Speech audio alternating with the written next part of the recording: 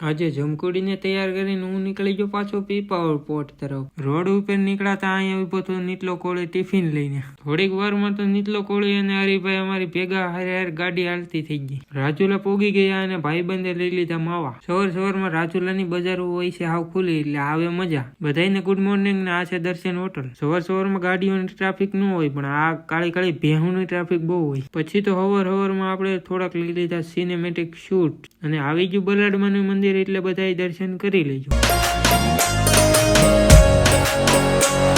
અને પાછા પોગી જતા આપણે સવારમાં સનસાઇડ પોઈન્ટે જ્યાં આપણને તડકો ગરમી આપે અને ભાઈબંધ કરવા મળ્યો તો બધાને ફોન। સવારના વાગી જતા 8:30 તોય પણ આપણે આટા મારતા હતા। આવી ક્રેન તમે ચલાવેલી કે નહીં કોમેન્ટમાં કરી દેજો। ગાડીમાં આજે બહુ બધો ખર્ચો કરી નાખ્યો હતો। ઇન્ડિકેટર ઘોડી અને નવી સીટ નખાવી દીધી હતી। ભાઈબંધ ફોન જોવા મળ્યો તો ને આપણે પાછો ટીંગાડી દીધો ઠેલો। કંપનીમાં પોગતા જ આપણે સૌથી પહેલા કરવા જવાની હોય સાઇન તો આપણે ઉપડાઈ સાઇન કરવા અને ભાઈબંધ પણ હારે ઉપડી પછી બધાની હાલતી ચર્ચા કે શું કામ કરવું। જેસીબી મંડળી ખોદવામાં અને ખોદવા મળી અને ગટર ગાળવા મળી અને પછી ભાઈબંધ તો છૂટી ગયા કામ કરવામાં અને પાછા જોઈ લીધા આપણે મોટા મોટા ગોળા અને આ ગોળા છે પેટ્રોલિયમ કેમિકલ્સના અને જીસીબી એ કરી એની હોઈન્ટ ઉસી અને મને આવી ગઈ બાળપણની યાદ એટલે મેં કરી દીધું ફટાકડા ફોડવાનું ચાલુ અને આવા કોણે કોણે ફેડા એ જરાક કોમેન્ટમાં કહી દેજો।